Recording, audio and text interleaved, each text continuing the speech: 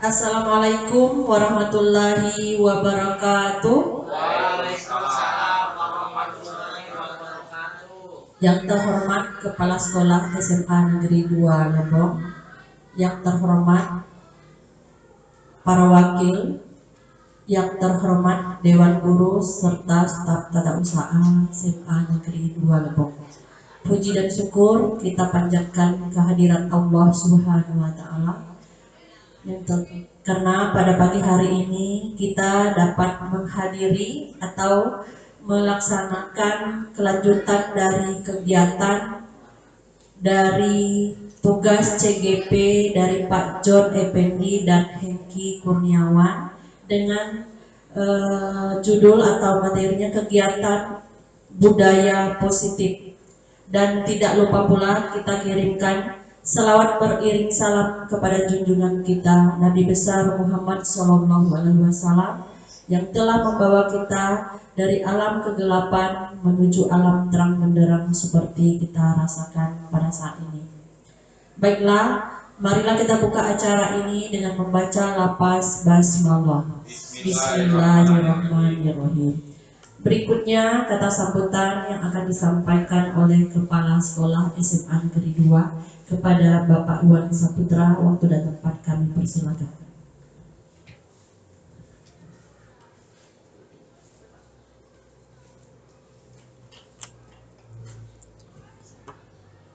Bismillahirrahmanirrahim. Assalamualaikum warahmatullahi wabarakatuh. Alhamdulillahirrahmanirrahim. Assalatu wassalamu ala asrofil anbiya'i wal mursalin wa ala alihi wa sahbihi ajma'in. Yang saya hormati dan saya sayangi, saya muliakan khusus kepada Pak John, Pak Hengki yang merupakan calon CGP di tahun 2024. Kemudian yang saya hormati Bapak Ibu guru peserta ya yang diundang oleh guru CGP yang sempat hadir pada hari ini. Puji dan syukur kita panjatkan Allah Subhanahu wa taala. Alhamdulillah kita selalu diberikan nikmat yang luar biasa kepada kita, yaitu nikmat sehat yang nilainya tak hingga sehingga kita bisa melaksanakan kegiatan tindak lanjut dari program CGP, dan hari ini dilanjutkan dengan tema yaitu budaya sekolah. Selanjutnya tak bosan-bosan juga kita irimkan selawat dan salam kepada Nabi besar Muhammad sallallahu alaihi wasallam. Allahumma shalli ala sayyidina Muhammad wa ala ali sayyidina Muhammad. Bapak Ibu yang saya hormati, yang pertama sesuai dengan temanya adalah budaya sekolah. Ini adalah sebuah hal yang menarik sekali ya, namun harus dituangkan di visi sekolah. Makanya saya mengharapkan kepada calon CGP pada hari ini memang betul-betul ya ketika kegiatan ini dilaksanakan ada hasilnya, yaitu salah satu visi. Karena saya lihat tadi yang slide yang dikirimkan Pak Hengki dengan saya ini baru visinya saja. Maka di sini dari visi ini tentu harus dikembangkan sesuai dengan kurikulum yang kita saat ini ya, terutama yang kita harapkan adalah menuju merdeka belajar. Nah, jadi ini penting ya sekali sehingga nanti menghasilkan sebuah produk tadi dari visi tadi lalu dikembangkan menjadi misi, yang inilah akan jadi yang kita kembangkan di sekolah ini. Karena sebuah institusi, sebuah lembaga itu ada misinya, ada visinya. Di sini ya dengan visi yang seperti ini, dengan misi yang seperti ini yang kita harapkan sehingga menjadi harapan, cita-cita dari kita sebagai pendidik dan tenaga pendidik ya, untuk kita transformasi, untuk kita inputkan kepada siswa-siswi kita. Apalagi yang saya sampaikan tadi yang disampaikan oleh Pak Hengki ya, bincang-bincang masalah ya, karena di selama ini belum ada kita masukkan akhlak ya. Nah ini ya jelas kita penting ya, karena perubahan anak semakin hari semakin tahun ya, setiap angkatan itu mengalami perbedaan sekali. Nah ini perlu kita tuangkan di dalam misi sekolah yang untuk kedepannya. Nah jadi dalam kegiatan ini Pak John dengan Pak Hengki yang silakan gunakan waktunya, manfaatkanlah waktunya, ilmu apa yang didapat selama kegiatan yang kurang lebih yang dijalankan kurang lebih 2 bulan ini bisa diterapkan, sehingga rekan-rekan guru yang lain itu mempunyai motivasi dan semangat juga untuk ikut yang berikutnya seperti itu. Nah, jadi silakan gunakan, dan memang ilmunya sudah ditransformasi ya, sudah diterima oleh Pak Jo dengan Pak Hengki, sehingga menjadi ya dasar kita untuk mengembangkan sekolah ini. Nah, kemudian selanjutnya terkait dengan bos kinerja, alhamdulillah ya SMA Negeri 2 Lepong ini mendapatkan bos kinerja Pak Yayat dan kawan-kawan yang lain itu 35 juta. Artinya kenapa dapat bos kinerja? Karena dinilai raport pendidikan kita itu bagus. Nah, ini perlu kita pertahankan. Terkait dengan kegiatan ada bos kinerja ini, mau sampaikan dengan Pak Yayat tadi ya, kalau bisa laksanakanlah kegiatan ini ya IHT. Ya, kalau mau dilakukan IHT, maksudnya kalau di menjelang saat libur ini tidak mungkin, ya, jika pula dilakukanlah Bapak kita mulai di ajaran baru seperti itu. Kalau Bapak Ibu setuju di hari libur nggak masalah, ya saya setuju juga seperti itu. Ya kalau mau, tapi kebanyakan ibu ini udah berpikir ya, pikirnya kemana, mindsetnya pokoknya liburnya kemana seperti itu ya. Nah, jadi jangan-jangan udah disiapkan ya. Udah disiapkan anggarannya 1 tahun yang lalu, udah disiapkan hari ini libur ya. Mudah-mudahan libur ini sampai tanggal 15, itu cukup panjang. 15 Juli baru masuk Bali. Nah, jadi ini sekali lagi terkait dengan kegiatan hari ini ya, silakan jangan hanya ecek-ecek seperti itu ya, memang nyata betul hasilnya ada ya, jangan hanya mencari hanya mendapat dokumen saja, tapi ada hasilnya untuk kita. Dan menjadi contoh juga ini adalah pelopor sekolah kita, Bu Dia, Pak John, Pak Hengki ya untuk mengembangkan ya kurikulum yang dijalankan saat ini. Saya pikir itu sambutan dari saya, lebih dan kurang saya mohon maaf. Jadi wassalamualaikum warahmatullahi wabarakatuh.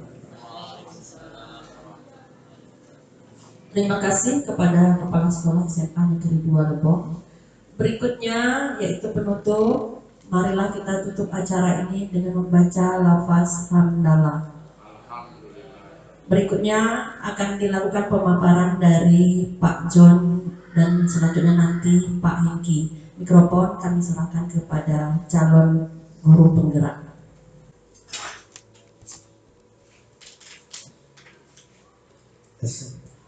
Terima kasih moderator yang memberikan kesempatan saya untuk menjalankan aksi nyata pada modul 1.4 tentang budaya positif, pengalaman dan pembelajaran dalam menerapkan konsep-konsep kunci budaya positif. Saya John Effendi, SMPD, calon guru penggerak angkatan 10, mewakili SMA Negeri 2 Lepong. Ini dilaksanakan pada hari Selasa tanggal 11 Juni 2004. Pertama yang saya hormati atas dukungan Bapak Kepala Sekolah SMA Negeri 2 Lepong, Bapak Iwan Saputra MPD yang memberikan dukungan kepada kami berdua untuk melaksanakan kegiatan-kegiatan dan mendukung proses penilaian mutu sekolah SMA kita yang akan datang. Yang saya hormati Bapak Ibu Dewan Guru yang memberi dukungan penuh kepada kami berdua untuk melaksanakan kegiatan ini. Baiklah, saya akan melaksanakan pemaparan aksi nyata pada budaya positif pada kesempatan siang hari ini.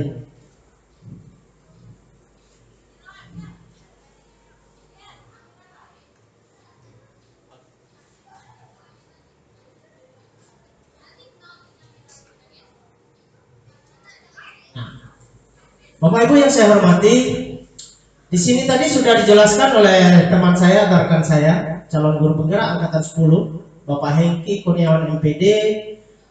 Di sini tidak jauh berbeda, tapi tujuannya sama.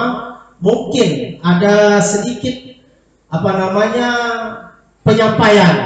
Nah, kalau Pak Hengki tadi teori-teori yang banyak, kemungkinan nanti pemaparan ini saya sebagai calon guru penggerak ya angkatan 10 ada permainan-permainan.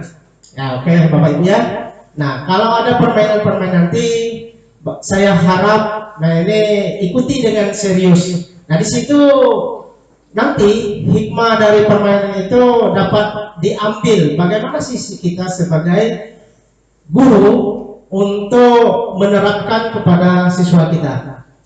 Adapun tujuan dari pemaparan saya ini adalah calon guru penggerak dapat menyampaikan pembelajaran dari penerapan konsep inti dari modul budaya positif serta pemahaman mereka mengenai konsep-konsep inti dalam budaya positif.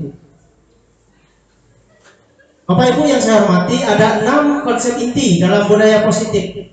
Yang pertama, perubahan paradigma belajar. Nah, di sini perlu kita analisis bersama perubahan paradigma belajar kita itu ke depan kita arahkan mau dibawa kemana siswa kita ini. Di sini perubahan ke depan ini selama ini kita apa namanya ya pembelajaran kita menggunakan K13, mungkin kedepannya kita sudah menggunakan program ya apa namanya guru penggerak di sini adalah ya merdeka belajar. Yang kedua, disiplin positif. Nah, disiplin positif sudah dijelaskan tadi oleh rekan saya. Nah, di sini disiplin positif ini berfokus pada siswa. Nah, disiplin positif di sini tentunya kita menerapkan kepada siswa, tentunya Bapak Ibu Dewan Guru ya terlebih dahulu menerapkan pada diri kita. Terus motivasi perilaku manusia, kebutuhan dasar, posisi kontrol restitusi, keyakinan kelas dan segitiga restitusi. Nah, ini nanti dapat saya jelaskan di slide berikutnya. Bapak Ibu yang saya hormati, dari 6 konsep inti dari budaya positif ini ada perubahan paradigma belajar. Nah, di sini perubahan paradigma belajar ini pembelajaran yang berpusat pada murid. Nah, ini Bapak Ibu ya. Jadi sekarang ini berpusat pada murid dengan memperhatikan dan mempertimbangkan minat bakat peserta serta potensi murid. Nah, di sini belum kita gali ya. Nah, ini selama ini kan kita menerapkan pada pembelajaran kita ini memponis siswa yang ngantuk diabaikan, siswa yang tidak membuat tugas kita abaikan. Sekarang tidak lagi Bapak Ibu, kedepannya kita mulai membenahi diri kita. Nah, itu kita lihat potensi-potensi yang ada pada siswa kita. Selain itu harus menyelesaikan kodrat alam dan kodrat zaman. Selanjutnya konsep yang kedua yaitu disiplin positif dan nilai-nilai budaya kebajikan universal. Nah, di sini dapat dijelaskan. Mari kita bermain, ada permainan, ya Bapak Ibu ya. Nah, sambil santai kita melakukan permainan. Nah, ini aturan mainnya, Bapak Ibu. Saya minta 2 orang, ya. Ika, oke. Ya boleh. Ika sama siapa? Hah? Putri. Putri, nggak apa. Sebenarnya ada, ya, Bu Putri, silakan Bu Putri. Maju ke depan. Ya. Kita belajarnya santai nih, seperti ini di dalam kelas Bapak Ibu ke depan. Jangan membuat tegang siswa. Kita inovasi, ya memberikan permainan beberapa menit. Nah, silakan berhadapan di sini. 2 orang bermain, rekan A, Ibu Ika ya, rekan A, dan dan yang B, Ibu Putri. Oke, ya. Nah, di sini coba lihat ya, Ibu Putri, konsepnya 2 orang untuk bermain. Rekan A tugasnya adalah menggeparkan salah satu tangan, ya. Nah, digenggam ya, Ibu Ika ya. Nah, terus Ibu Ika ini membayangkan bahwa dia menyimpan sesuatu yang sangat berharga di dalam kepala tangannya. Kan? Jadi anggap saja di dalam kepala satu aja Bu Ika, satu aja, itu sangat berharga. Itu tidak boleh Ibu Ika dalam konsep apapun, ya Ibu Ika itu tidak boleh membukanya. Kalau misalnya Ibu Putri ini bisa melakukan membujuk, merayu, bagaimana cara pun Ibu Ika itu bisa membuka kepala tangannya. Itu paham? Oke. Nah, silakan. Nah, ini kan rekan A dan rekan B boleh membujuk, menghardik, mengintimidasi, memarahi, menggoda, menggelitik, boleh dilakukan. Bahkan menari, kalau dengan bapak-bapak tadi menggelitik ini bahaya. Terus apa namanya, memberikan uang boleh, apapun dengan caranya. Nah, silakan Ibu Putri dan Ibu Ika boleh menggunakan kata-kata ya santai ya. Ya silakan. Bagaimana rayuannya? Boleh. Nah, silakan. Apa? Ya.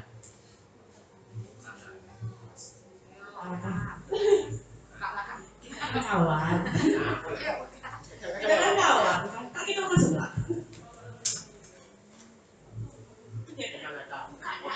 Buka. Buka. Iya kawan, kan kita di sini.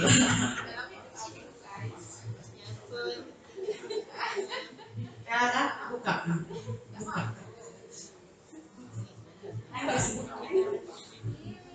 Aku berhenti dong.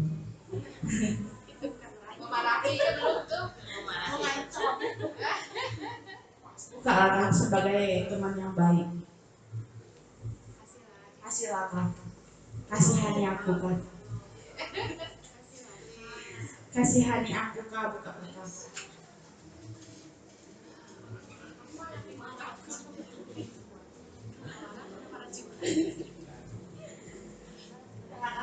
Balas nggak? Maaf. Maafkan aku. Maaf. Jangan maksa dong. Jangan maksa.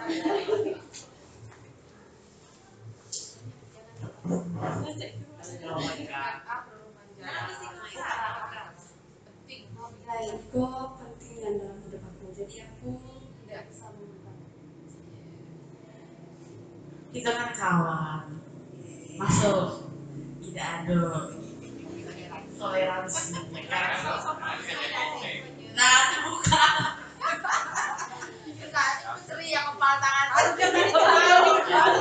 Terima kasih Ibu Eka dan Ibu Putri. Tepuk tangan. Silakan ke kelas. Saya persilakan untuk balik kembali. Oke. Nah, disinilah Bapak Ibu ya, yang posisi kontrol, ya. Posisi kontrol itu sangat penting dalam kita, ya, apa namanya, melakukan kegiatan ini. Nampaknya sepele, membuat drama-drama yang positif. Tentunya siswa kita itu senang. Nah, di sini dapat kita lihatkan ini refleksinya bermain tadi Ibu Ika dengan Ibu Putri. Ya, tolong dilihat sini. Apakah rekan B tadi berhasil membuka kepala tangan rekan A? Jawabannya iya, berhasil ya. Nah, jika iya, mengapa? Silakan. Jika iya, mengapa? Jika tidak, mengapa? Jawabannya. Tolong Ibu Ika jelaskan. Ya, berhasil dibuka Pak, karena ibu rekan B tadi merayu dan perbuatannya dengan perbuatannya Oke. lebih dari perbuatan rayunya masuk ke kamu, dan rayuannya itu terpancing oleh rekan A, jadi rekan A berhasil membuka tangan. Oke, terima kasih ya. Jawabannya bagus sekali. Dan juga dalam kegiatan ini sesungguhnya siapa yang memegang kendali atau kontrol untuk membuka atau menutup kepala tangan? Oke, terima kasih. Rekan A ya. Nah, Bapak Ibu yang saya hormati di sini ya. Nah, apa namanya? Kita sebagai pengontrol rekan A tadi, apapun bentuknya, ya, kalau kerahasiaannya, godaan apapun, mau dimarahi, mau diintimidasi, mau dipanggil BPK, apapun bentuknya, kalau rahasia negara tetap kita pegang teguh. Karena posisi kontrol ini ada pada diri kita, bukan dengan rayuan orang lain. Nah, itulah dalam penyelesaian masalah-masalah yang kita hadapi dengan peserta didik. Otomatis cara penyelesaiannya tentunya tidak berbarengan atau berkelompok, kita panggil seperti ya yang sudah dilakukan, yang sudah ditayangkan oleh rekan saya tadi, Pak Hiki tadi, cara penyelesaian menggunakan segitiga restitusi. Nah, di sini ilustrasi guru mengontrol murid, ya. Nah, di sini ilustrasi bahwa semua penguatan positif efektif dan bermanfaat. Terus ilustrasi bahwa kritik dan membuat orang merasa bersalah dapat menguatkan karakter. Ilusi bahwa orang dewasa memiliki hak untuk memaksa. Itu tadi, ya. Nah, Ibu Putri merayu berbagai macam rayuannya, ternyata akhirnya Ibu Ika luluh juga. Nah, disinilah tempat kita menggunakan ilustrasi tersebut. Bapak Ibu yang saya hormati, di sini ya stimulus respon, ya. Ini ada realitas kebutuhan, itu sudah dijelaskan oleh Pak Hengki tadi. Dan semua orang melihat hal yang sama. Kita mencoba mengubah orang agar berpandangan sama dengan kita. Perilaku buruk dilihat sebagai suatu kesalahan. Orang lain bisa mengontrol saya bisa mengontrol orang lain, dan juga memaksa ada pada saat bujukan gagal. Nah, di sini realisasinya adalah ya kebutuhan kita bersama. Kalau realitasnya untuk kepentingan bersama, itulah yang kita kembangkan kepada siswa. Dan juga setiap orang memiliki gambaran yang berbeda. Itu otomatis kita berusaha memahami pandangan orang lain tentang dunia dan juga perkembangan teknologi. Semua orang berperilaku memiliki tujuan. Dan juga hanya Anda yang bisa mengontrol diri Anda sendiri. Hanya rekan A yang bisa mengontrol dirinya sendiri. Anda tidak bisa mengontrol orang lain. Dan juga kolaborasi dan konsensus menciptakan pilihan-pilihan yang baru. Bapak Ibu yang saya hormati, di sini disiplin positif juga Bapak pendidikan kita, itu Bapak Ki Hajar Dewantara menyatakan bahwa di mana ada kemerdekaan, disitulah harus ada disiplin yang kuat. Sungguh pun disiplin itu bersifat self disiplin, yaitu kita sendiri yang mewajibkan kita dengan sekeras-kerasnya, tetapi itu sama saja. Sebab jikalau kita tidak cakap melakukan self disiplin, wajiblah penguasa lain mendisiplinkan diri kita, yaitu atasan kita. Dan peraturan demikian itulah harus ada di dalam suasana yang merdeka. Itu menurut Bapak Ki Hajar Dewantara, pemikiran konsepsi keteladanan sikap merdeka dan cetakan kelima pada tahun 2013 di halaman 470. Bapak Ibu yang saya hormati, disiplin positif menurut Dian Gosen pada tahun 2001 menyatakan bahwa arti dari kata disiplin berasal dari bahasa Latin disiplin, yang artinya belajar. Kata disiplin juga berasal dari akar kata yang sama dengan disiplin atau murid atau pengikut. Untuk menjadi seorang murid atau pengikut, seorang harus paham betul alasan mengapa mereka mengikuti suatu aliran atau ajaran tertentu, sehingga motivasi yang terbangun adalah motivasi intrinsik, bukan ekstrisik. Disiplin adalah bentuk kontrol diri, yaitu belajar untuk kontrol diri agar dapat mencapai suatu tujuan mulia. Tujuan mulia di sini mengacu pada nilai-nilai atau prinsip-prinsip mulia yang dianut seseorang. Bapak Ibu yang saya hormati, di sini ada nilai-nilai kebajikan universal. Nilai kebajikan universal adalah nilai-nilai kebajikan yang disepakati bersama, lepas dari suku, bangsa, agama, bahasa maupun latar belakangnya, Dan juga nilai-nilai ini merupakan payung besar dari sikap dan perilaku kita, atau nilai-nilai ini merupakan fondasi kita berperilaku. Menurut Dian Gosen pada tahun 1998 mengemukakan bahwa dengan mengaitkan nilai-nilai kebajikan yang diyakini seseorang, maka motivasi intrinsiknya akan terbangun sehingga menggerakkan motivasi dari dalam untuk dapat mencapai tujuan mulia yang kita inginkan. Dari 6 konsep inti dalam budaya positif, teori motivasi hukum dan penghargaan. Di sini teori motivasi yaitu Dian Gosen dalam bukunya Social School Discipline mengatakan ada 3 motivasi perilaku manusia. Yang pertama untuk menghindari ketidaknyamanan atau hukuman. Ya, otomatis ya kepada siswa kita di sini ya dia sudah tidak nyaman kalau ketemu kita, merasa takut ya. Nah, yang kedua untuk mendapatkan imbalan atau penghargaan dari orang lain. Ya, dia nunggu ini. Misalnya nunggu Bapak kalau ada event-event, dia menunggu mengharap ada penghargaan. Nah, otomatis di sini sangat besar sekali memotivasi pada anak, terutama yang sudah kita lakukan di SMA 2 ini. Memberikan piagam, setiap juara memberikan piagam, setiap kegiatan memberikan piagam, itu penting untuk siswa kita. Itu sudah kita lakukan budaya positif, jangan kita tinggalkan hal-hal seperti itu. Yang ketiga untuk menjadi orang yang mereka inginkan dan menghargai diri sendiri dengan nilai-nilai yang mereka percaya. Itu sudah kita terapkan di SMA 2 ini. Nah, mari kita lihat perbedaan yang disebut dengan hukuman, yang konsekuensi dan restitusi. Nah, di sini rekan saya tadi sudah menjelaskan apa itu hukuman.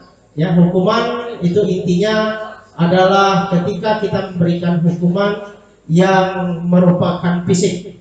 Itu perlu kita gali ya ke depannya. Ya, yang kami pelajari di sini, hukuman di sini, walaupun pengertian itu kita tidak boleh menerapkan ya yang berhubungan dengan positif. Di sini bersifat tidak terencana atau tiba-tiba. Ya, otomatis ya kita melihat secara langsung, siswa itu kebetulan naik tembok, itu kita langsung menghukum. Nah, terus konsekuensi, itu akibat dari hukuman. Ya, disiplin dalam bentuk konsekuensi sudah terencana. Mereka itu sudah merencanakan duluan. Ya. Nah, di sekolah kita ini sudah kita temukan kasus. Ya, kasus ketika kita razia ketemu rokok, sebatang rokok, berarti sudah direncanakan. Ini konsekuensi. Jadi kita panggil siswa itu konsekuensi. Dia mengakui kesalahan. Itulah yang kita terapkan dengan segitiga restitusi itu tadi. Itu penyelesaian dari konsekuensi, Bapak Ibu. Nah, terus restitusi di sini adalah proses menciptakan kondisi bagi murid untuk memperbaiki. Ya. Nah, memperbaiki bukan menghukum. Kita memperbaiki kesalahan-kesalahan mereka. Malahan ya, saya sebagai wali kelas, kalau nggak salah masih ada 3 bulan 4 bulan yang lalu, 1 batang rokok saya simpan, masih tersimpan di atas meja. Ya, nah alhamdulillah dengan melakukan kegiatan segitiga restitusi, alhamdulillah anak atau siswa kita tersebut tidak melakukan sampai saat sekarang, dan juga perubahan-perubahan pada diri mereka itu sudah ada. Nah, di situ. Tapi kemampuan belum bisa kita terapkan. Kemampuan siswa kita itu memang tugas kita ke depan. Bagaimana kita meningkatkan kemampuan siswa kita dalam menganalisis pembelajaran. Nah, di sini sehingga mereka bisa kembali pada kelompok mereka dengan karakter yang lebih kuat. Menurut teori Gosen 2004. Terus restitusi membantu murid menjadi lebih memiliki tujuan. Ya, ada semangat dia untuk belajar. Nah, dan juga disiplin positif dan memulihkan dirinya setelah berbuat salah. Dia mengakui kesalahannya. Ya, seperti yang kita tonton dari video Pak Hinggi tadi, ya, dia mengakui kesalahan. Tapi kalau kita tidak melakukan, hanya menunjuk, memponis, itu siswa kita tidak akan berubah. Kita coba dengan hal-hal yang baru ke depannya. Nah, bukan pada bagaimana berperilaku untuk menyenangkan orang lain dan menghindari ketidaknyamanan. Namun tujuannya adalah menjadi orang yang menghargai nilai-nilai kebajikan yang mereka percayai.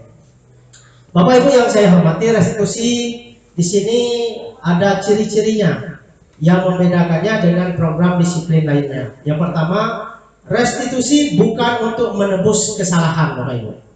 Ya. Walaupun kita membujuk anak itu membuat supaya mereka mengakui kesalahan dan tidak melakukan lagi, itu bukan untuk menebus kesalahan mereka, namun untuk belajar dari kesalahan mereka. Itulah perubahan yang kita harapkan. Yang kedua, ciri yang kedua, restitusi memperbaiki hubungan. Ya, otomatis tadinya hubungan siswa dengan gurunya kurang akur, mungkin ada undang-undang dengan tindakan kita tadi selama ini. Dia mulai dengan melakukan kita guru sebagai teman. Nah, yang ketiga, restitusi adalah tawaran, bukan paksaan. Ada tawaran ya Bapak Ibu. Kalau tugas kita sekali dua kali tidak dibuat, ya kita tawarkan. Apa sih maunya siswa ini? Nah, itu sudah dilakukan oleh Bapak Ibu Dewan Guru ya yang saya amati. Yang kelimanya, restitusi mencari kebutuhan dasar yang mendasari tindakan. Nah, yang keempat tadi, restitusi menuntut untuk melihat ke dalam diri. Dan yang kelima, restitusi mencari kebutuhan dasar yang mendasari tindakan. Terus yang keenam, restitusi fokus pada karakter, bukan tindakan. Kita lihat karakter siswa, ya, karakternya seperti apa. Nah, yang ketujuh, restitusi fokus pada solusi. Dari kesimpulan restitusi ini, Bapak Ibu, nah otomatis siswa kita di sini beragam masalah, ya, masalah ekonomi, masalah keluarga. Nah, disitulah peran kita menyelesaikan ya masalah-masalah mereka untuk supaya mereka kedepannya ya ada perubahan. Nah, di sini tadi sudah dijelaskan ya mengenai apa itu hukuman, konsekui dan restitusi. Nah, di sini sudah dijelaskan oleh rekan saya tadi ya. Nah, Bapak Ibu yang saya hormati, ketika kita menghukum murid ya, nah di sini otomatis murid itu merasa bersalah.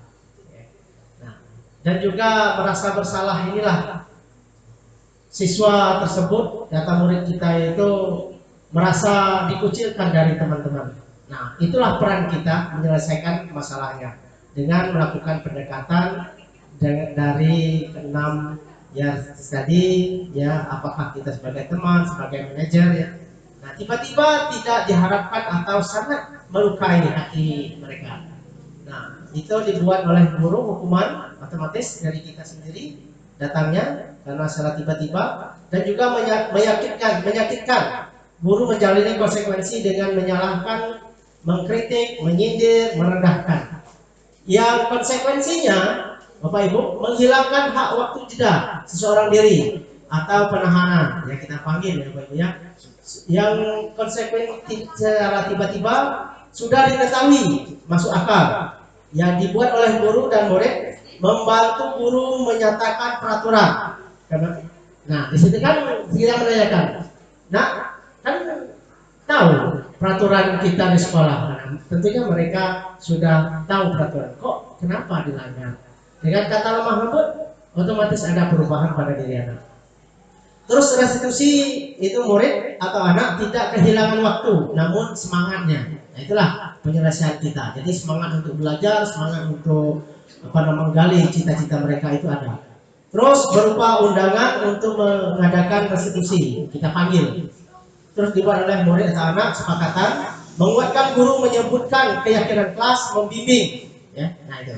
Jadi kita dengan kesepakatan bersama yang kita buat di dalam kelas, yang dilakukan oleh para wali kelas, ya siswa itu harus menerapkan. Karena kenapa? Ya, nah kesepakatan itu kan dari ide mereka, yang mana ide mereka ya masuk ya. Nah, yang dilakukan oleh kita bersama melalui selebaran kertas ya, mereka tulis dan mereka tempelkan. Nah, baru kita buat kesepakatan kelas. Nah, di sini tindakan guru, dari sini ada hukuman. Bapak Ibu, ini ada permainan. kita lihat bersama yang mana yang hukuman dan yang mana yang konsekuensi. Ya. Yang pertama, sering kita lakukan kalau di sini tidak sampai 100 Bapak Ibu, tapi ada. Kita menyuruh anak itu mencatat 100 kali di dalam buku kalimat dengan kalimatnya, saya tidak akan terlambat lagi karena terlambat ke sekolah. Ya. Nah, walaupun atau ada bentuk-bentuk lain kita memerintahkan anak untuk menulis. Nah, itu Bapak Ibu itu hukuman atau konsekuensi. Oke. Hukuman Bapak Ibu ya. Oke, hukuman. Terus yang kedua, lari mengelilingi lapangan basket 2 kali. Ya, hukuman. Membersihkan coretan yang dibuatnya di meja tulis. Ya, konsekuensi. Ya. Karena itu hukuman secara langsung ya. Terus murid diminta untuk push up 15 kali. Ya, hukuman. Terus menggantikan kertas tugas teman yang telah dicoret. Ya, konsekuensi pada diri kita, pada diri siswa. Berjemur di lapangan basket pukul 12 siang karena mengobrol dengan teman. Ya, hukuman. Murid diminta bertelanjang kaki sepanjang hari karena tidak menggunakan sepatu warna hitam sesuai dengan peraturan sekolah. Ya, itu hukuman. Ya, jelas ya. Nah, itu Bapak Ibu. Di sini kita bisa membedakan ya ke depannya yang mana yang perlu kita hukum siswa itu supaya menerapkan disiplin yang sudah dibuat kesepakatan kita bersama, dan juga kita memberikan konsekuensi kepada siswa kita. Bapak Ibu yang saya hormati, nah ini ya hukuman atau konsekuensi: tindakan guru selama 10 menit duduk di bangku di pinggir lapangan pada jam istirahat, tidak diizinkan bermain oleh guru piket karena mencederai teman saat bermain di lapangan. Mana itu, Bu? Hukuman atau konsekuensi? Duduk di bangku di pinggir lapangan pada jam istirahat. Ini pada jam istirahat, tidak diizinkan bermain oleh guru piket karena mencederai teman saat bermain di lapangan. Mana? Hukuman atau konsekuensi, Bapak Ibu?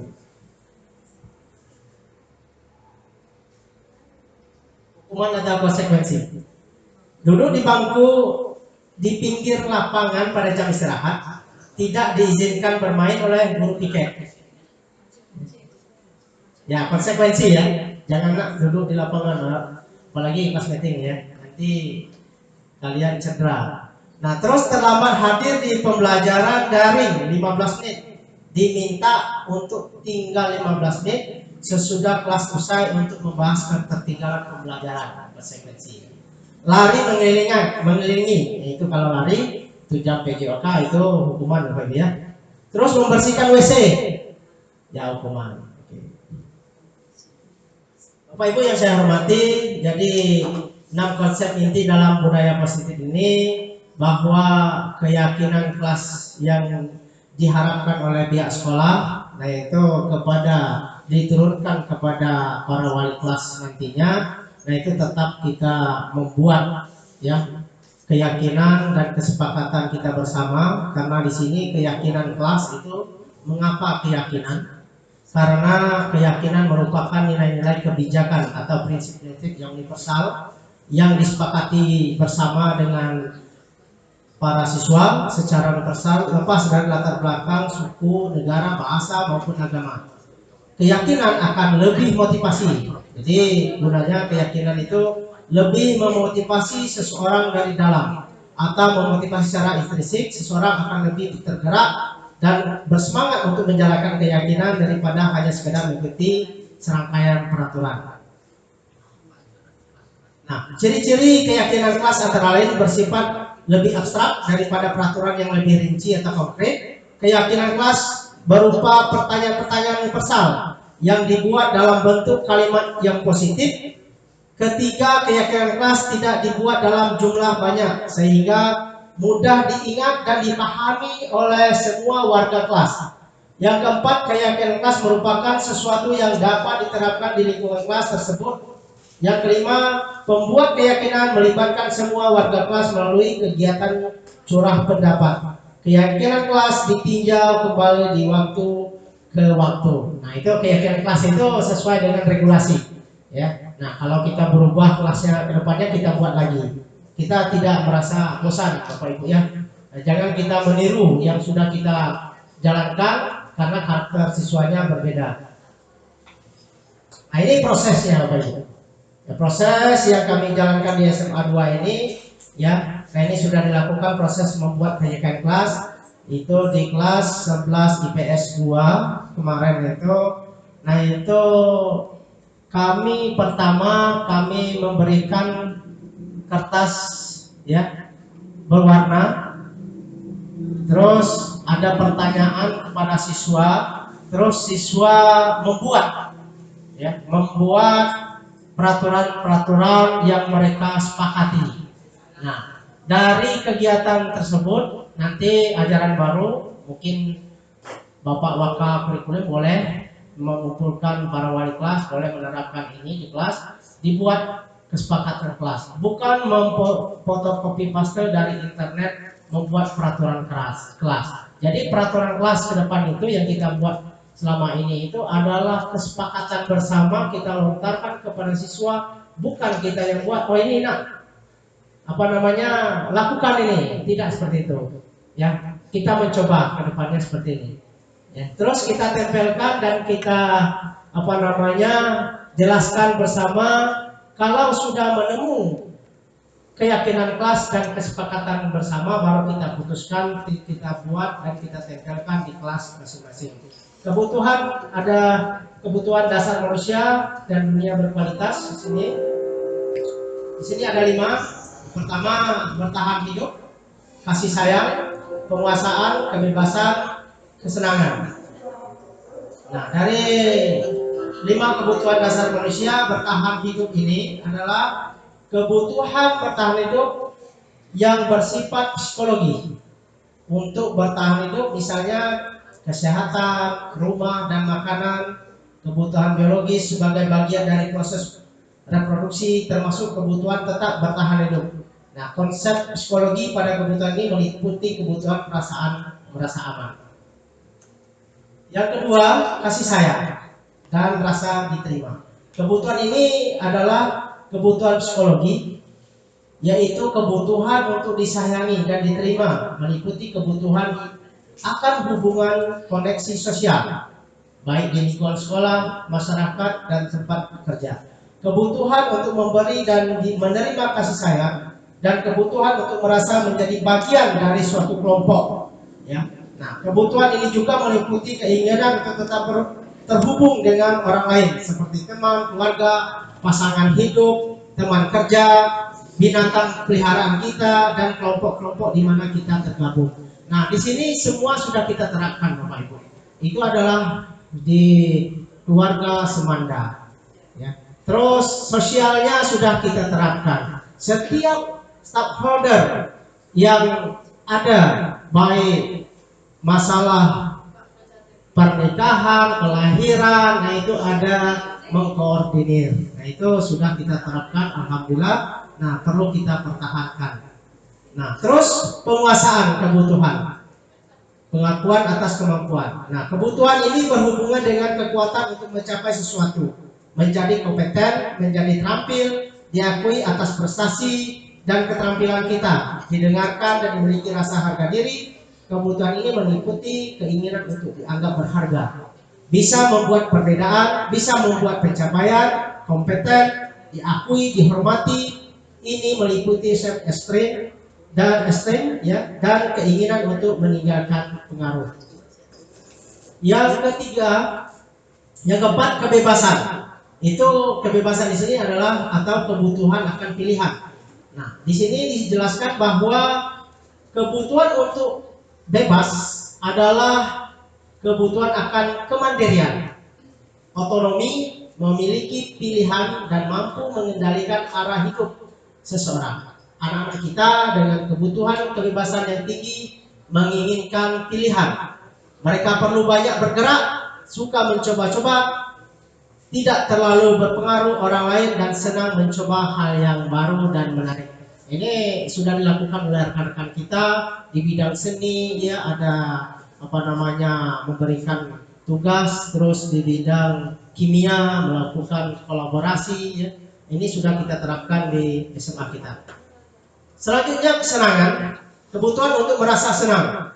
Nah, di sini kebutuhan akan kesenangan adalah kebutuhan untuk mencari kesenangan. Kita bermain, tertawa, ya. Anak-anak dengan kebutuhan dasar kesenangan yang tinggi biasanya ingin menikmati apa yang dilakukan. Mereka juga bisa berkonsentrasi tinggi saat mengerjakan hal yang disenangi. Mereka juga suka permainan dan suka mengoleksi barang, suka bergurau, suka melucu, dan suka menggemaskan. Bahkan saat mereka bertingkah laku buruk, mereka masih terlihat lucu. Nah, di sini sudah dilakukan Bapak Ibu. Karena kenapa? Ada beberapa siswa kita menggunakan high tea, ya. Nah, ini seperti Ibu Zora sudah melakukan, Ibu Ana sudah melakukan, ya. Nah, itu ada permainan. Terus ada tampilan-tampilan film pendek, ya, yang disukai oleh siswa, yang sudah dilihat oleh siswa. Mereka merasa senang. Selanjutnya, yang 5 kebutuhan dasar manusia dapat Anda memprediksi kira-kira guru mana yang memiliki kebutuhan dasar yang tinggi akan penguasaan, kebebasan, kesenangan atau kasih sayang, dan rasa diterima. Kebutuhan dasar mana yang sedang berusaha dipenuhi oleh guru ketika mereka melakukan sebuah tindakan tertentu? Kalau begitu, apa yang dapat dilakukan oleh seorang pemimpin sekolah berdasarkan konsep 5 kebutuhan dasar ini dalam rangka mewujudkan lingkungan budaya sekolah yang positif? Alhamdulillah sudah diterapkan di sini.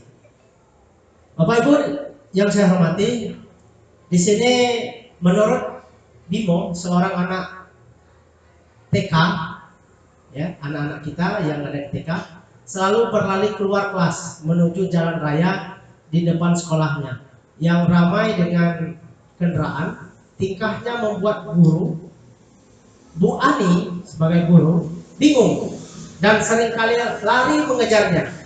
Ada beberapa kemungkinan jawaban yang diberikan oleh Bimo yang masih duduk di bangku TK. Nah, kebutuhan dasar yang coba dipenuhi oleh Bimo, Bapak Ibu, di sini dapat kita lihat, ya. Nah, Bimo seorang anak TKB selalu berlari keluar kelas menuju jalan raya depan kelasnya, dan juga Bu Ani bingung sering, ya.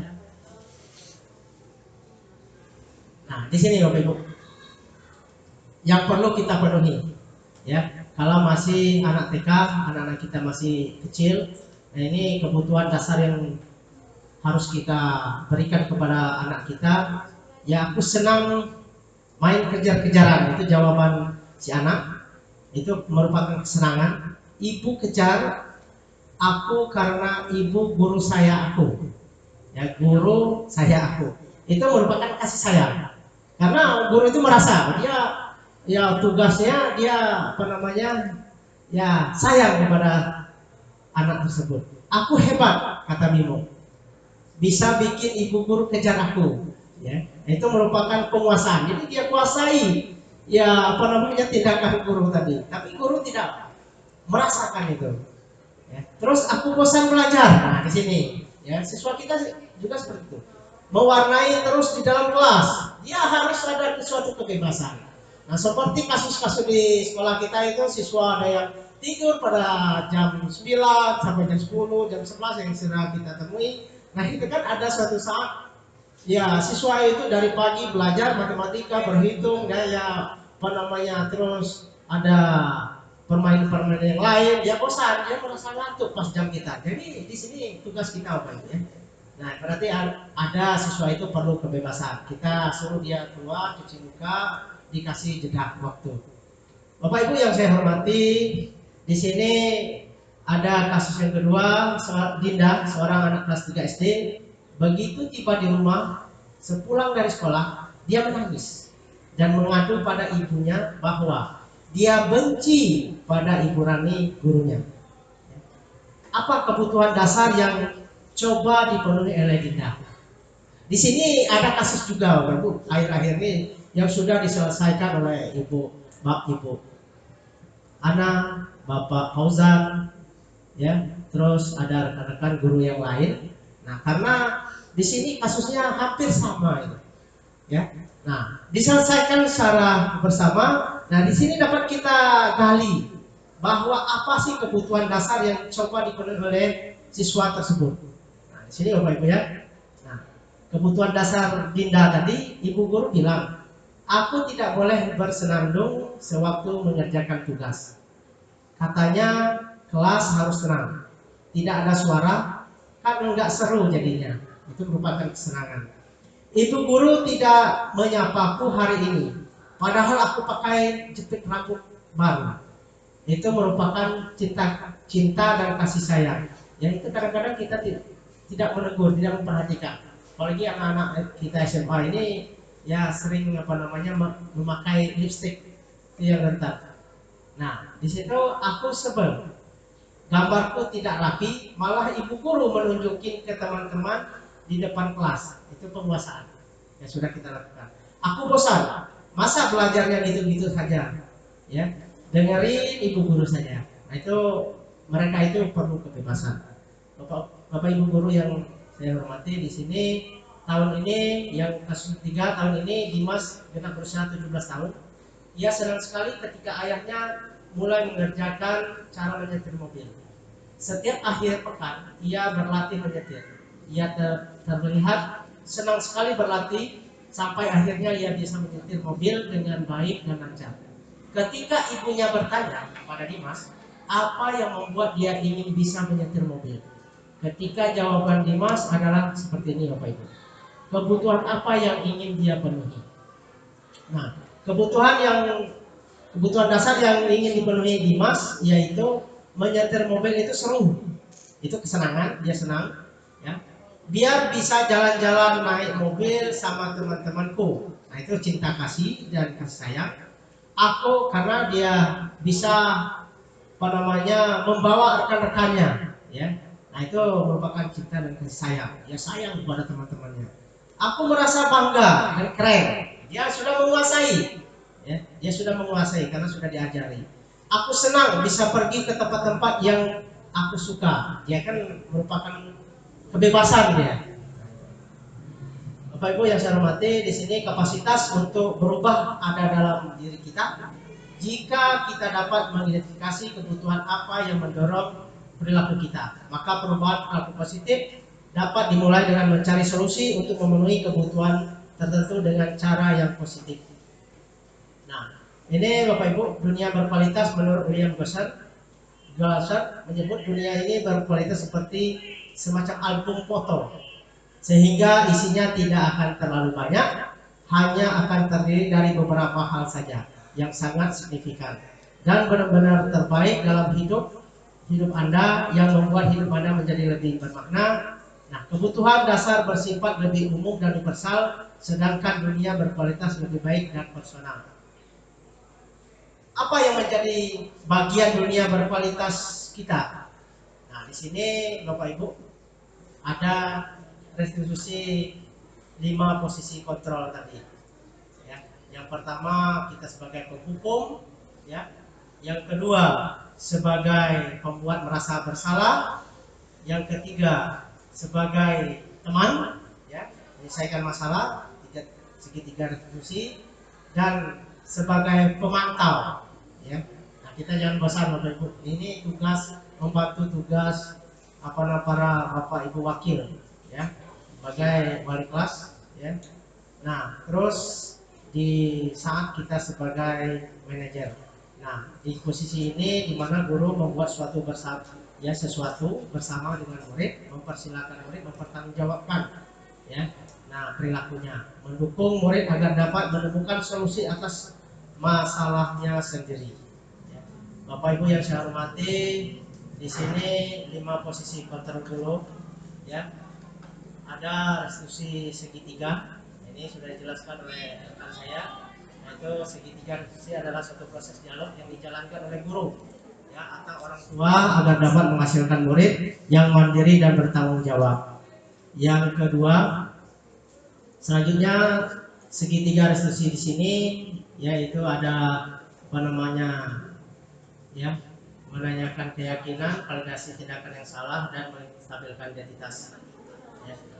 Nah, bagian dasar dari segitiga ini tujuannya adalah mengubah identitas anak dari orang yang gagal karena melakukan kesalahan menjadi orang yang sukses. Selanjutnya konsepnya adalah yang kedua adalah kita harus memahami kebutuhan dasar yang mendasari tindakan anak tersebut atas kesalahan. Nah, menurut teori kontrol, semua tindakan manusia, baik buruk, pasti dimiliki oleh siswa kita. Nah, tentunya tugas guru penggerak. Nah, ini ketika kita menolak anak yang berbuat salah, dia akan tetap dalam masalah. Yang diperlukan adalah kita memahami sehingga anak merasa dipahami. Dalam langkah ini kita dapat memvalidasi dengan cara, padahal kamu bisa melakukan yang lebih buruk dari ini ya. Kamu pasti punya alasan mengapa kamu lakukan hal itu. Teori kontrolnya menyatakan bahwa pada dasarnya kita termotivasi secara internal. Selanjutnya Bapak Ibu yang saya hormati, ini adalah contoh penyelesaian restitusi sama dengan Pak Hengki tadi ya. Dengan videonya kita panggil siswa di ruangan kita ya, menanyakan atas laporan-laporan dari Bapak Ibu Dewan Guru. Selanjutnya ada segitiga restitusi penyelesaian juga sama. Kita panggil 2 orang siswa yang melakukan ya kesalahan di kelas ya. Nah, ini menarik jilbab. Nah, ternyata siswa yang lain tidak menerima. Itu kita dapat laporan, kita langsung memanggil siswa menyelesaikan permasalahan supaya mereka mengakui bahwa itu merasa sudah tindakan bersalah karena sudah disepakati di dalam kelas. Nah, itu Bapak Ibu, ini saja pemaparan yang dapat saya lakukan. Mudah-mudahan ya kegiatan kami calon guru penggerak angkatan 10 di perwakilan SMA 2 Lebong, supaya ke depan kita dapat ya berbagi ilmu dengan rekan-rekan yang lain. Terima kasih. Wassalamualaikum warahmatullahi wabarakatuh. Waalaikumsalam warahmatullahi wabarakatuh. Baik, terima kasih kepada Pak John Effendi, MPD, telah menyampaikan tentang penerapan budaya positif di sekolah. Dan selanjutnya dari penyampaian yang sudah disampaikan Pak John Effendi, dapat kita simpulkan bahwa penerapan budaya positif itu harus kita terapkan di sekolah kita. Yang selama ini sudah kita terapkan, kembali kita tekankan lagi atau perkuatkan lagi pada diri kita sebagai pendidik, bagaimana caranya belajar itu keberpihakan kepada siswa. Nah, selanjutnya itu ada sesi tanya jawab. Mungkin ada yang perlu ditanyakan kepada kami berdua atau yang ditanggapi untuk rekan-rekan guru. Kami silakan, atau masukan yang kesannya membangun sangat kami harapkan dari yang sudah kami sampaikan berdua. Pada rekan-rekan kira-kira ada yang disampaikan atau ditanyakan atau yang ditanggapi, kami silakan.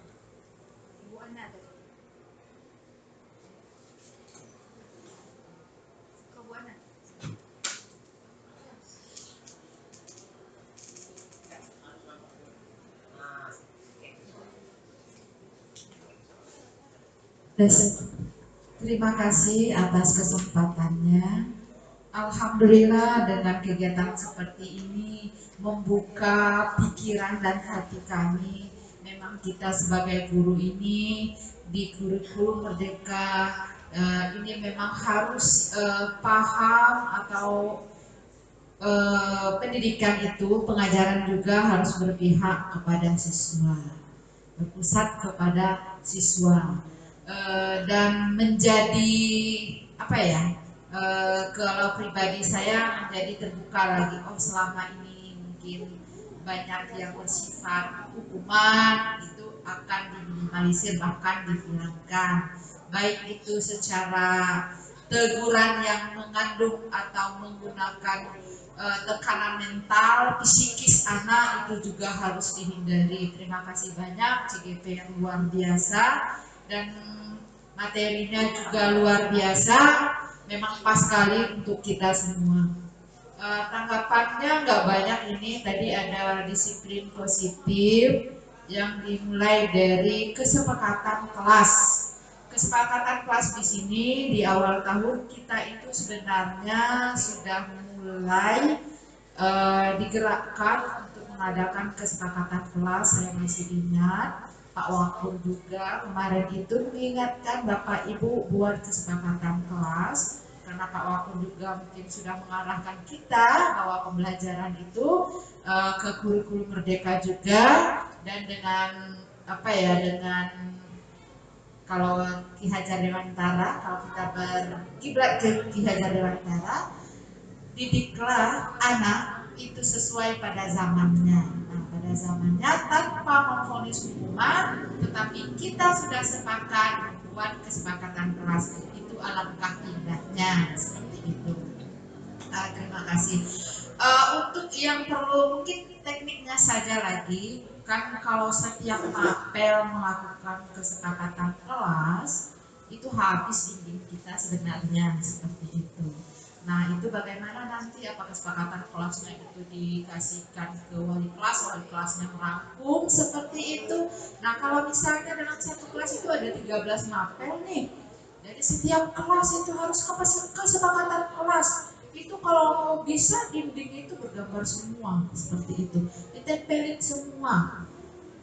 Saya sudah melakukan itu sebenarnya. Yang tersisa itu di kelas 10 IPS 1, kalau Bapak Ibu melihat, silakan lihat di dindingnya yang ditempel-tempel, itu adalah kesepakatan pembelajaran kimia.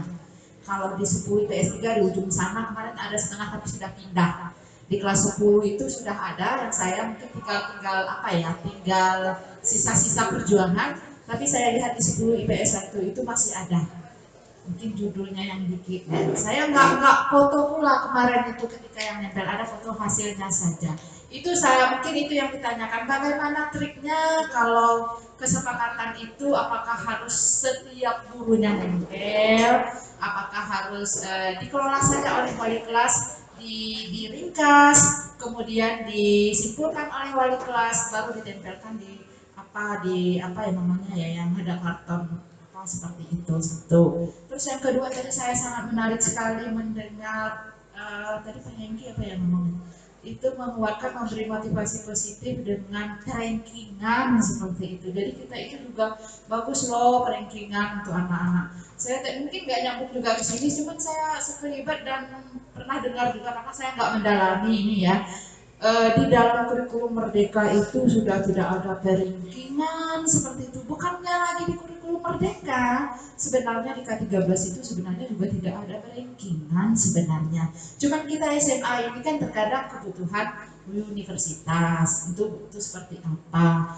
Nah, ditekankan lagi, saya pernah tahun kemarin pas raport, saya melihat status-status teman saya yang saya anggap karena dia udah nasional dan sebagainya, sampai dia menulis seperti itu di tweet, masih adakah sekolah yang masih membuat ranking, masih ada mengumumkan juara seperti itu. Jadi saya cuma baca aja komen-komen seperti itu, dan saya baca-baca sedikit juga tentang kurikulum merdeka. Sebenarnya rankingan itu malah mengklaim, kan tadi dibilang kita tidak boleh menjudge anak seperti itu, kita tidak boleh memvonis anak. Kalau dengan rankingan kita memvonis anak, yang ini pintar, yang ini ranking terakhir. Nah di kurikulum mereka itu no, tidak boleh. Sudah itu ditekankan, karena di K13 itu sudah ada tidak boleh. Nah di kurikulum merdeka ini memang sudah divoniskan, itu tidak boleh lagi terjadi. Karena semua anak itu berprestasi, semua mata pelajaran itu sama, prestasi olahraga itu sebanding dengan prestasi akademik. Dan ternyata saya baru lihat juga, informasi terbaru juga dari teman-teman yang saya dapat, ternyata SNBP itu tidak melulu loh dengan prestasi akademik.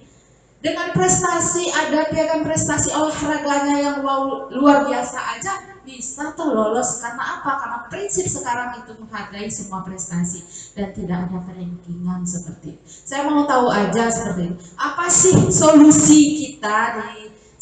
kita ke depannya tanpa menghambat siswa kita dan bisa juga diterima oleh universitas negeri seperti itu. Mungkin agak mencek, saya juga nggak tahu, cuma tadi saya terdengar seperti itu, mungkin kurang konsep.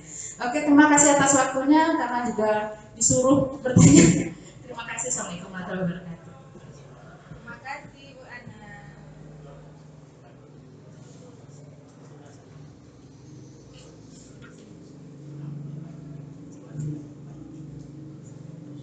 Ya, oke, terima kasih dari yang disampaikan oleh Ibu Ana, cukup membangun dan cukup menarik ya. Pertama mungkin nanti tentang keyakinan kelas akan disampaikan oleh Pak John ya, dari yang sudah disimpulkan salah satu pertanyaannya peraturan. Saya jujur saja dari awal dari Pak Fauzan menekankan waktu rapat, tolong peraturan kelas dikumpulkan. Ternyata saya mempelajari ini baru saya menyadari, oh ternyata memang ada aturan yang harus kita penuhi atau yang diganti dengan kata keyakinan kelas, suatu mufakat. Kalau aturan itu kita yang menekankan, jangan istilah tidak. Tetapi kalau saya lihat dengan keyakinan kelas itulah sehingga proses pembelajaran di kelas bisa berjalan dengan baik sesuai yang kita inginkan, sesuai keberpihakan yang termurid. Terus masalah mereward anak secara ranking memang betul. Kalau sudah saya lihat tadi pertanyaan Ibu Ana malahan sudah dijawab langsung Pak John. Sebenarnya di kurikulum Merdeka itu sangat ditekankan tidak ada ranking lagi. Jadi rewardnya seperti ini, kemungkinan nanti kan ada program yang pembuatan daripada sistem konsekuensinya itu beda dengan rankingan penyampaiannya. Karena apa? Kita sekarang jujur saja, ketika menyuruh anak mungkin kita mengetahui dia yang juara satu, kita selalu menekankan kepada anak yang juara satu di kelas. Tetapi kalau seandainya kita tidak menggunakan sistem ranking, mungkin juga saya pernah terdengar apa yang sudah dipaparkan waktu kemarin Ibu Ana, Pak Fauzan, waktu rapat kemarin menekankan bahwa kurikulum Merdeka itu rancangannya tidak ada lagi rankingan. Nah jadi mungkin dalam istilahnya yang saya maksud tadi konsekuensinya Bu Ana. Jadi istilahnya jangan kita menganggap oh anak ini kita menjang seperti yang dikata Ibu Ana. Anak ini pintar loh, tetapi ketika temannya mendengar, padahal temannya punya potensi yang sama. Nah itu yang tidak diperbolehkan, sehingga potensinya itu tidak tergali atau terbongkar dari dirinya. Sehingga dia tidak bisa menunjukkan suatu kreativitasnya, mematahkan kreativitasnya. Nah itu yang dimaksud dari konsekuensi. Kalau untuk perguruan tinggi mungkin saya juga tidak mengerti Pak Fauzan bagaimana sistem nilainya, rankingannya di kurikulum Merdeka, karena kita belum pernah menjalani yang namanya Kumar baru perancangan. Tapi kita usahakan memang betul bagaimana caranya itu bisa diterapkan seperti keyakinan kelas. Nanti pertanyaan Ibu Ana ya gimana nempel-nempel apa sebagai itu dijawab oleh Pak John nanti. Tapi yang jelas kolaborasi antara wakak kurikulum, wakak siswaan betul apa yang disampaikan Ibu Ana. Bagaimana caranya supaya keyakinan kelas ini terbentuk. Nah supaya secara nilai-nilai kebajikan universal itu bisa tersalurkan. Jadi kalau kita mengatakan anak itu tidak mematuhi aturan kelas, sedangkan keyakinan ini sudah kita sepakati bersama. Kalau peraturan mereka dengan sangat mungkin terpaksa, istilahnya kesannya ada memaksa, anak harus mematuhi itu. Sehingga banyak yang melanggar dari kata peraturan kelas. Nah, kemungkinan dengan keyakinan kelas ini nanti kita secara bersama dengan siswa menetapkan apa yang mereka inginkan ketika di kelas.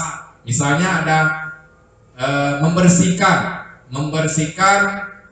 ruang kelas, itu bahasa keyakinan kelas. Membersihkan ruang kelas itu masuk di kata jagalah kebersihan atau kebersihan. Itu salah satu poinnya. Saya kasih contoh, nanti dijelaskan oleh Pak John bagaimana caranya. Ya mungkin itu saja yang dari saya menanggapi. Sangat bagus dan membangun apa yang disampaikan Ibu Ana. Tapi kalau untuk masuk ke perguruan tinggi itu saya kurang mengerti dan paham, mungkin belum sampai ke sana. Tapi yang saya tekankan, rankingan ini menjak untuk memberikan konsekuensi itu. Sudah Pak, kocana istilahnya. Sudahlah, kamu tidak bisa, yang bisa ini. Tapi ketika itu anak itu punya kemampuan atau potensi yang sama dengan yang kita anggap ranking di kelas. Nah mungkin seperti itu yang dimaksud. Saya tadi dalam penjelasan, mungkin nanti bisa ditambah oleh Pak John. Pada Pak John, persilakan.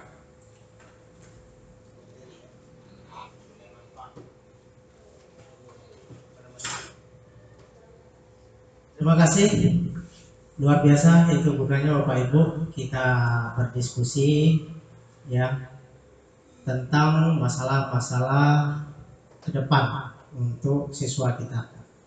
Saya akan menjawab dari pertanyaan dari guru hebat itu Ibu Ana. Di sini Ibu Ana. Itulah tugas kita meringankan ya beban yang diberikan oleh wakil diturunkan kepada wali kelas dalam membuat keyakinan kelas itu turunan dari peraturan dari sekolah ya, supaya tidak tumpang tindih ya. Peraturan itu sudah dibuat oleh sekolah, keseluruhan sudah sepakati. Nah, para wali kelas itu membuat keyakinan kelas ya, bukan dibuat oleh guru BP. Itu masing-masing wali kelas memberikan notes kepada siswanya, terus pada ajaran baru Pak Fauzan setiap sudah dikasih tugas, wali kelas itu wajib melaksanakan itu. Dikasih waktu Pak Fauzan, jangan berlambat-lambat, sebulan silakan kumpulkan siswanya sebelum KBM mulai. Tidak, keyakinan kelas itu kesepakatan bersama dibuat oleh wali kelas. Nah, supaya apa? Tidak banyak tempelan-tempelan. Karena kenapa? Keyakinan kelas itu kesepakatan siswanya. Ya. Nah, nanti wali kelas itulah makanya kami hari ini mengharapkan para wali kelas datang hadir. Nah, itulah tugas kita ke depan sebenarnya. Nah, jadi wali kelas melontarkan pertanyaan. Pertanyaan itu harus relatif dengan kebutuhan siswa. Tidak boleh kita memberi asal-asalan. Sesuai dengan keadaan kelas. Nah, keyakinan kelas itu beda. Kelas A dan kelas B itu beda. Nggak sama, tidak bisa kita samakan. Nah, di kelas itu kan mereka sepakat selama 1 tahun mereka belajar, mereka sepakati apa yang mereka tidak mau melanggar, misalnya tidak mengantuk pada saat jam pelajaran. Nah, ada yang ini keluar masuk. Nah, kita nanti kesimpulkan. Nah, dibuatlah keputusan bersama. Nah, mereka itu sepakat. Nah, ketika mereka sudah sepakat, kita melontarkan para wali kelas, mereka tidak bisa melanggar. Kalau mereka melanggar, itulah proses tadi segitiga restitusi. Kan siswa kan tahu, si A tahu ya kesepakatan kelas yang sudah kita buat, kenapa dilanggar. Tugas itu jangan kita marah ya. Nah, itulah tugas wali kelas tadi, makanya tidak boleh kita lakukan kemarahan. Di situ letaknya cara ya menempelkan ya kertas ini yang dilakukan oleh para wali kelas, bukan guru ya. Nah, itu untuk menghindari tempelan-tempelan yang banyak. Nah, terus sudah disepakati ya, menurut pendapat siswa itu kita ambil suatu kesimpulan, poinnya tidak banyak ya 1 atau 5 ya. Kalau kita buat banyak nanti peraturan sekolah kan ada. Nah, itulah tugasnya. Nah, selama ini ya yang saya lihat itu ya, saya juga melakukan sebelum CGP sudah melakukan itu tindakan yang salah sebenarnya. Buat peraturan kelas yang bukan seperti ini. Ya ternyata ini sudah proyek. Itulah gunanya Bapak Ibu berbagi ilmu. Terima kasih pertanyaan Ibu Ana. Selanjutnya saya tambahkan sedikit ya. Ini prosesnya sudah tahu ya, langkah-langkah tidak perlu kita panjang lebar, kita lontarkan. Nah, yang mengenai pertanyaan kedua tadi saya tambahkan ya. Nah, ini memberi perankingan. Mungkin yang dijelaskan rekan saya tadi bukannya membuat di raport ya. Kita sudah lakukan, tapi perankingan itu di luar itu untuk melihat perkembangan anak. Ya, baik K13 ya, kurikulum merdeka, tapi tetap ada, tapi tidak dilampirkan di laporan ya. Dan juga untuk siswa kita bersaing masuk masuk tinggi, ya otomatis itulah tugas kita ke depannya. Kok kenapa SMA kita ini masuk ke perguruan tinggi signifikannya sangat kecil? Karena di situ untuk ke perguruan tinggi kita di daerah ini masih rendah KKM. Kalau kita ingin meningkatkan KKM, ya otomatis tidak sesuai dengan keadaan siswa kita. Nah, kalau sistem perguruan tinggi itu adalah nilai raport, bukan rata-rata. Nilai raportnya dilihat ya. Nah, itu kenaikannya itu signifikan. Kalau naik bergelombang itulah sering terpental. Nah, itu mengenai masuk ke perguruan tinggi. Itulah bagaimana tugas kita ke depan, Bapak Ibu guru hebat di sini, ya memberikan nilai kepada siswa kita. Jangan kita memvonis. Ya, ada teknik cara-caranya. Kalau kita memvonis, memang benar nih.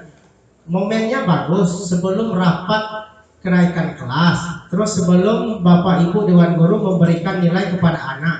Ya, momennya sebenarnya bagus yang kami ambil, tetapi ya rekan-rekannya banyak yang ini mungkin kita informasikan aja ya. Mudah-mudahan siswa kita tidak terlalu kita poniskan ya. Harapan kami ya siswa itu tidak ada yang putus sekolah, siswa kita tidak ada bukannya harus naik, tidak ya. Intinya tidak ada yang putus sekolah. Itulah tugas kita, jangan sampai siswa kita ini putus sekolah. Itu yang kita harus pertahankan. Kenapa?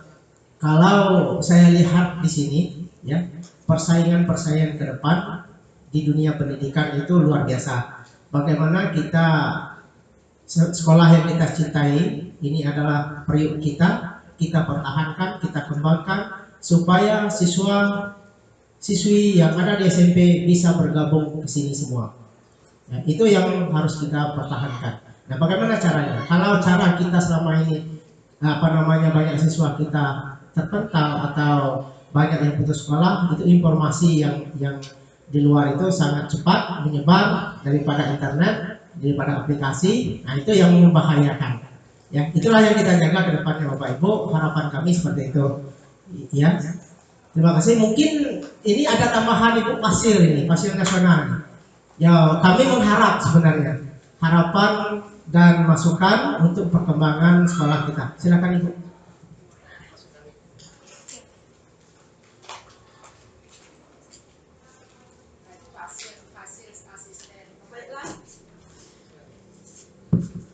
Baiklah, terima kasih.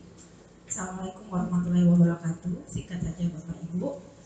Luar biasa Bapak John dan Pak Hengki. Terima kasih juga rekan-rekan sudah membersamai kami di sini. Mari kita perhatikan kembali cara kita memberikan reward dan punishment kepada murid-murid kita. Karena tidak semua reward yang kita berikan itu justru memotivasi, justru beberapa reward itu justru membuat anak kita itu malah menjadi down, menjadi tertekan. Dan juga tidak semua punishment yang diberikan itu bisa memotivasi dan bisa membuat efek jerak. Kadang-kadang itu akan membuat mereka juga menjadi tertekan dan membuat mereka menjadi tidak bersemangat untuk belajar. Nah, jadi kita setuju dengan yang disampaikan oleh Pak Hengki dan Pak John tadi. Kita ambil kepada ranah konsekuensi dan kembali lagi kepada kebutuhan murid kita apa saja. Perhatikan kebutuhan kasih sayang mereka, perhatian untuk mereka, kebutuhan mereka untuk kebebasan mereka berekspresi dan sebagainya, sehingga itu bisa menjadi patokan motivasi mereka belajar. Saya rasa itu saja dari saya. Semoga sukses selalu untuk kita semuanya. Wassalamualaikum warahmatullahi wabarakatuh.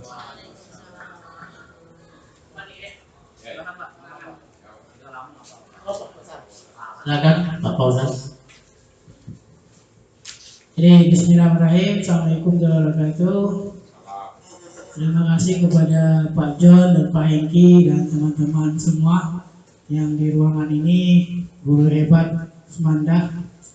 Jadi yang ingin saya sampaikan ini pertama, saya selaku kurikulum, kawan-kawan pemanang kurikulum, kita masih di K13, belum kurma.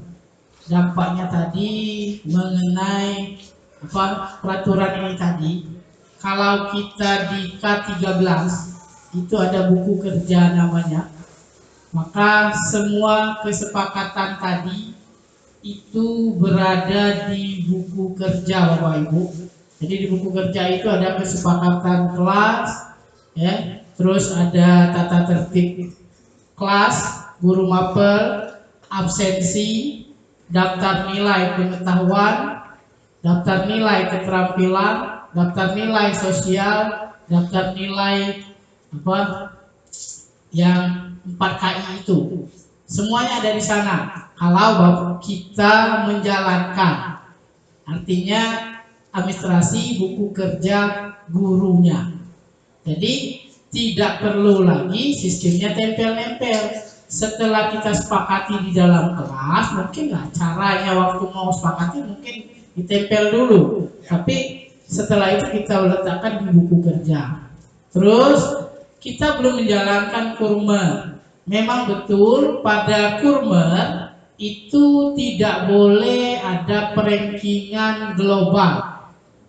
Artinya gini, perankingan kelas 10-1 itu tidak boleh. 10-2 tidak boleh. Atas kita ranking kelas 10-nya ada 5, kita rankingkan kelas 10 ranking semua, itu nggak boleh. Yang boleh itu adalah perankingan mapel. Jadi perankingan mapel itu boleh. Nanti tinggal lagi mekanisme gimana. Mengapa kita terjadi perdebatan hari ini tentang ranking? Sekolah yang lain itu sudah kurmer 3 tahun. Ada yang kurmer 2 tahun, ada yang kurmer 1 tahun, ada yang kurmer 0 tahun. Kita berada di kurmer 0 tahun. Kita mau ikut yang kurmer 3 tahun. Jadi salah posisi penempatan duduk. Jadi itu yang kadang membuat kita salah memaknai tentang rankingan ini. Mungkin tahun depan kita karena kelas 10-nya kurmer, kelas 11-12-nya K13, 11-12 masih pakai ranking Bapak Ibu. Yang kurmer tidak lagi pakai ranking kelas, mungkin ranking mata pelajaran seperti itu. Apakah bentuknya dalam kelas itu saja atau memang global kelas? Itu yang masih dikaji lagi nanti seperti itu. Terus yang ketiga, menanggapi tentang masuk perguruan tinggi, ya. Ini sebenarnya Bapak Ibu, di perguruan tinggi itu selain prestasi, nilai akademik siswa itu adalah kurvanya naik. Taunya adalah kurvanya naik, bukan gelombang radio atau naik turun.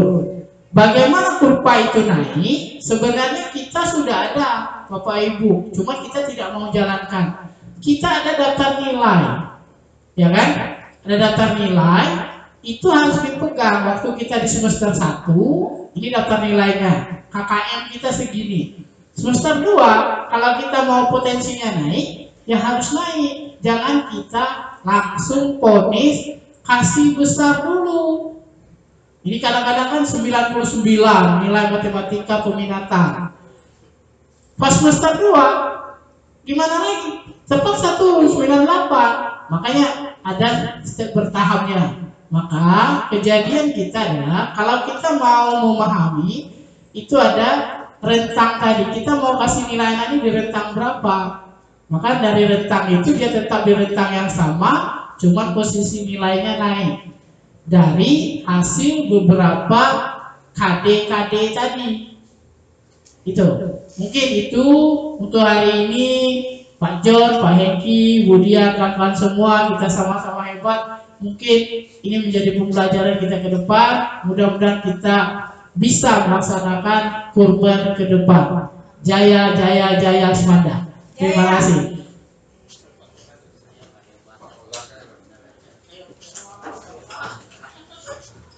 Baik, terima kasih kepada Bapak Wakakurikulum beserta guru hebat SMA Negeri 2 Lebong. Nah, inilah fungsinya untuk berkolaborasi. Jadi dari yang juga kami tidak ketahui, kami menjadi tahu. Jadi itu kedepannya kalau memang nanti ini untuk pembentukan seperti komunitas praktisi ataupun komunitas pelajar yang digerakkan oleh Ibu Dian sebagai ketua, Pak Fauzan, ya kami juga siap untuk membantu untuk di tahun ajaran baru, serta seluruh wakil kepala sekolah yang ikut ataupun kepala sekolah beserta guru SMA Negeri 2 Lebong. Nah mungkin itu saja untuk penutupan. Tadi sesuai apa yang sudah moderator katakan, kembali lagi kepada moderator, pada Pak John Effendi untuk tempat. Terima kasih. Jadi kami sebagai calon guru penggerak angkatan 10 karena dukungan dari sekolah sangat bagus ya. Pada hari ini kegiatan ya kami mengharap tadi dibuka oleh Bapak Kepala Sekolah dan ditutup oleh Bapak Wakil Kurikulum. Kepada Pak Fauzan SPD kami persilakan untuk menutupi kegiatan pada hari ini.